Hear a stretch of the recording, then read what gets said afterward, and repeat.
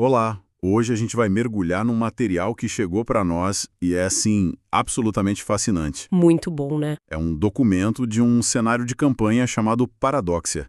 E, cara, é denso. Tem uma mitologia própria, uma geografia complexa, conflitos profundos. E uns personagens com umas histórias que, nós... Exato. E a nossa missão aqui vai ser tentar desvendar o que faz esse mundo funcionar. E para começar, eu quero ir direto numa pergunta que o próprio material joga no nosso colo e me deixou pensando. Eu sei qual é. É essa aqui. Quem veio primeiro? A fome que criou a deusa da colheita ou a deusa que criou o agricultor que sente fome? E o genial é que essa pergunta não é só, tipo, uma provocação filosófica. Ela é a chave A chave para tudo. para entender tudo nesse lugar. É o que o cenário chama de paradoxo fundamental. A ideia de que, em Paradóxia, os deuses e os mortais são criadores mútuos. Um não existe sem o outro. Exatamente. A fé, a necessidade, o desejo, tudo isso tem poder físico, poder de criação, sabe? E essa relação de interdependência é a espinha dorsal de absolutamente tudo, da criação do universo até, sei lá, briga de taverna. Então quer dizer que um deus pode literalmente, sei lá, deixar de existir se as pessoas pararem de precisar dele. O de acreditar. Exatamente. Ou enfraquecer, ou até se transformar em outra coisa. É um panteão que está sempre mudando, sendo moldado pela psique coletiva dos mortais. Uau. Para entender isso, a gente precisa voltar para o início de tudo. Antes do tempo, antes da luz, existia só a bruma. A bruma. Mas pensa nisso não como escuridão, mas como um nada absoluto, um silêncio imutável, sem começo nem fim. Um estado de potencial puro, mas sem nada acontecendo. Perfeito.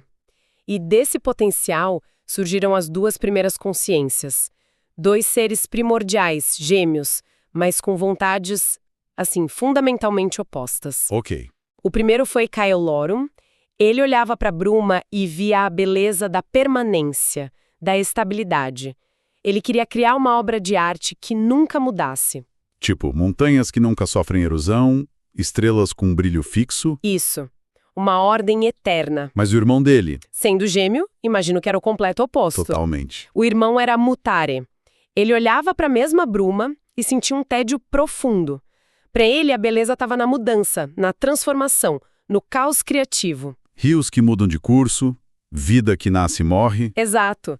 E aqui está a primeira virada que eu achei fantástica no material. A maioria dos mitos de criação ou é colaboração ou é bem contra o mal. E aqui não. Aqui não é isso. É um choque de duas visões de mundo que são igualmente válidas, mas incompatíveis. Um queria um monumento, o outro queria um palco para o improviso. Pois é, nenhum podia ceder. Então as vontades deles colidiram. E foi esse primeiro conflito cósmico que deu forma à realidade.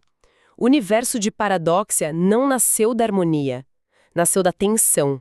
E essa tensão, ela nunca foi embora. Tá, e isso nos leva de volta para os outros deuses. Se a realidade nasceu da vontade, Faz todo sentido que os outros deuses também, né? Eles não são entidades distantes. Foram os mortais que, com seus desejos e medos coletivos, criaram eles. tipo como? O material dá exemplos ótimos. O desejo conjunto por calor, por colheitas.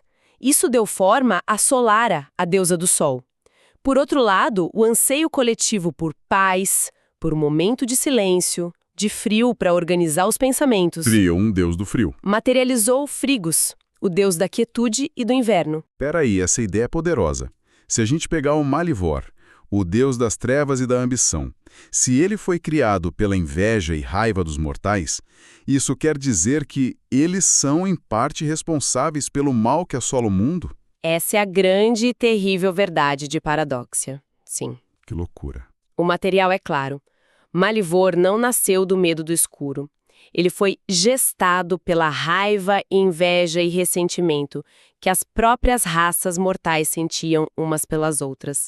Ele é um espelho sombrio. Um reflexo dos piores impulsos dos criadores. Exato. Cada ato de traição, cada guerra por ganância, tudo isso alimenta e fortalece ele. Então, lutar contra o mal em Paradóxia não é só sobre pegar uma espada. É uma luta interna, coletiva. Exatamente. E a prova disso é a existência de Espécie, o deus da esperança. Ele é um deus muito mais jovem. E como ele surgiu? Ele não nasceu de um desejo de ter algo, como comida. Ele nasceu da vontade coletiva de ser algo melhor. Atos de bondade, de sacrifício, de arrependimento, acumulados por gerações, deram vida a ele. Os mortais não criam só os seus demônios. Eles também podem criar sua própria salvação. Ativamente. Tá, essa briga cósmica é incrível. Mas como isso se manifesta no chão, sabe? No dia a dia? Como essa história de criação baseada em conflito e desconfiança se reflete na geopolítica? Ela se reflete como o espelho perfeito. O continente central vive numa espécie de paz fria, uma calma super tensa. Uma paz por necessidade, não por amizade. Exato.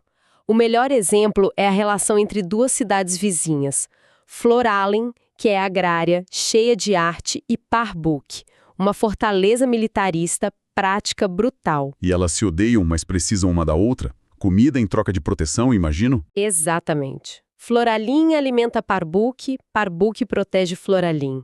Só que a relação é tudo menos amigável. O documento descreve os torneios anuais amistosos deles. Deixa eu adivinhar, não tem nada de amistoso. É uma avaliação disfarçada da força do oponente. Cada competição é um jeito de medir o poderio militar do vizinho, ver se apareceu alguma fraqueza. Cara, é uma guerra fria disfarçada de festival, cínico e brilhante. Totalmente. Mas em contraste com isso, existe um outro modelo de sociedade que é fascinante.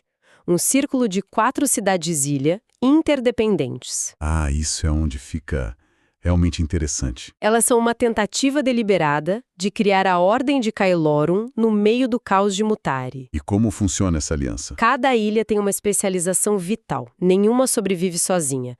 Tem Kimbar, o arsenal focado em engenharia naval. Ok. Voltor, o celeiro, que produz alimentos e vinhos de elite. Runva, a cidade dos tecidos, um polo de moda.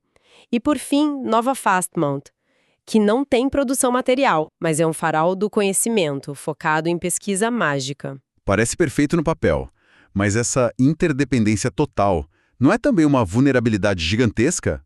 Se Kimbar, o arsenal, decide fechar os portos, tudo não desmorona? Essa é a grande questão, a fonte de todo o drama ali. A confiança é a única coisa que sustenta tudo. E como eles fortalecem essa confiança? Com uma cultura unificada, moeda comum, festivais que viajam de ilha em ilha e o mais legal, um sistema de aprendizado circular. Os jovens passam 1 ano em cada uma das outras cidades antes de escolher a profissão. Ah, isso é genial! Cria uma identidade compartilhada. Eles não são de Kimbar, eles são do círculo. Exatamente. Falando nessa interdependência, o que acontece nos espaços entre esses lugares? No oceano aberto, o documento descreve um vácuo de poder nos mares. E a causa desse vácuo é surpreendente. O Lorde Pirata mais temido, conhecido como Barba Branca, está mudando o foco. Ele praticamente abandonou a pirataria. Por quê? Se aposentou? Não. O segredo é que ele não é humano. Ele é um Illithid, um ser com poderes psíquicos imensos, chamado Kaelit. Nossa, pega isso, muda tudo. Então o caos nos mares não é só uma guerra de gangues? Tem uma mente alienígena brilhante por trás jogando um xadrez 4D? Isso. A pirataria virou só uma distração para o plano maior dele. Ele percebeu que a dominação real não vem de saquear navios, mas de controlar a economia e a política em terra. E o que ele está fazendo? Manipulando guildas, financiando políticos. Ele até fundou uma cidade portuária, Farol de Paradoxia. Publicamente é um porto franco, neutro. Na realidade, é a base de operações dele. E um lugar para lavar o dinheiro do saque. Exato. E com o chefão focado nisso, os outros piratas devem estar se matando pelo controle das rotas. É uma guerra aberta e brutal. O medo do Barba Branca mantinha todo mundo na linha. Agora, sem ele, é o caos. E quem está se destacando? O material destaca 2 facções. De um lado, a Maré Escarlate, liderada por um meio-orc cruel e metódico. A marca deles é o terror psicológico. Antes de atacar, eles disparam fogos de artifício que criam um clarão vermelho no céu, anunciando a morte. E do outro lado? Os corsários da Hidra Branca, oposto tático. Liderados por uma tritã renegada, mestre em táticas de guerrilha. Eles nunca atacam com uma frota massiva. Operam em esquadrinhas de 3 navios rápidos, atacando de diferentes direções. Como as cabeças de uma hidra? Exatamente. No meio de toda essa anarquia, tem algum ponto de ordem nos mares? Tem um e é um dos conceitos mais legais do cenário. Uma cidade flutuante e neutra chamada Thalassa Errante, o Santuário do Mar. Como um lugar desses consegue funcionar? Como eles garantem a neutralidade? Com uma lei única e rigidamente aplicada, o Código da Corrente. Dentro da cidade, qualquer combate é proibido. E se alguém quebrar a regra? É acorrentado e jogado ao mar. Não importa quem seja. A cidade é valiosa demais para qualquer facção arriscar perdê-la. E o governo também é genial. Um conselho rotativo com 5 assentos. Um pirata, um soldado, um mercador, um cidadão comum e... E um forasteiro? Um forasteiro, por quê? Para garantir uma perspectiva externa e imparcial, sabe? Para evitar que a cidade se feche nos próprios interesses. É uma forma de autoimunização contra a corrupção. Essa geopolítica toda é fascinante, mas mundos como estes são feitos de histórias, o que as pessoas contam ao redor da fogueira. Existem heróis do passado cujos nomes ainda pesam. Com certeza. O mundo teve uma era dos heróis, e o eco dessas lendas ainda ressoa. Uma figura icônica é Kael Trovasang, um chefe orc. Ele fez o impensável. Uniu os clãs orcs que viviam em guerra para enfrentar uma horda de mortos-vivos. E ele conseguiu? Com certeza. E fundou a cidade dele, Garuncha, sobre os ossos dos inimigos. Uma bela declaração de princípios. Mas tem uma história aqui que me pareceu particularmente tocante e que encapsula perfeitamente essa dualidade do mundo. Ah, sim. A história dos 2 goblins. Normalmente, eles não são os protagonistas de grandes lendas. E é por isso que essa história é tão especial. O primeiro é Grewel, o poeta dos 1000 caminhos. Um goblin diferente que buscava a beleza em tudo. E ele virou imortal, né? Recebeu uma bênção de imortalidade, possivelmente do próprio Malivor, que achou a anomalia divertida. Agora, ele viaja o mundo no navio dele, o Verso Errante, para registrar toda a beleza que existe. É uma figura quase mítica. Um goblin imortal que é a personificação da apreciação da arte. Exato. Mas aí vem a parte trágica. Malivor ficou irritado com Grewel. Irritado por algo tão insignificante ter alcançado uma forma de beleza que ele, um deus, não entendia. E o que ele fez? Ele tentou replicar a criação, mas ele não entendeu a essência de Grewel, o desejo sincero. O resultado foi Grilmor, o poeta que nunca foi. E o que ele é? Grimor é uma casca, um corpo de goblin morto reanimado por magia corrompida. Ele também é imortal, mas ao contrário de Grimwyl, seu corpo está em perpétua decomposição. Nossa. E Malivor, em sua crueldade, colocou nele o mesmo desejo do irmão, um anseio desesperado por conexão, por afeto. Meu Deus. A agonia dele é descrita de forma desoladora. Ele anseia por um abraço, mas sua aparência e o cheiro da morte causam pânico e repulsa. Ele vaga pelo mundo tentando se aproximar das pessoas, só para ser atacado e destruído por multidões aterrorizadas. E ele volta. Dias depois, seu corpo se reconstrói, sozinho em algum lugar ermo, e ele é forçado a recomeçar seu ciclo infinito de busca e dor. Que coisa. Desoladora. É uma tragédia grega em forma de goblin. Ele é a prova de que nem o poder de um deus é suficiente para criar o que realmente importa.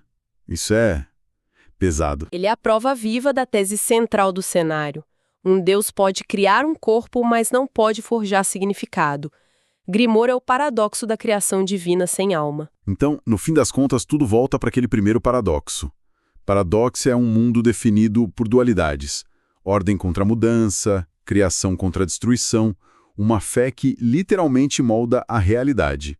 Pro bem e pro mal. E a luta pessoal de seres, de um lorde pirata ilíthid a um poeta goblin em decomposição, que refletem esses temas cósmicos. Exatamente. E isso nos deixa com um último pensamento, algo que o próprio documento sugere. Ele descreve um sistema de regras para milagres. Milagres. Se um desejo coletivo, uma crença em massa, for forte o suficiente, ela pode literalmente alterar a realidade, criar montanhas, mudar o curso de rios. Entendi. O que acontece quando uma figura como Barba Branca, um Illicid mestre da manipulação mental, começa a controlar não só as rotas comerciais, mas os próprios desejos e crenças de populações inteiras? O que acontece quando ele pode fabricar um milagre?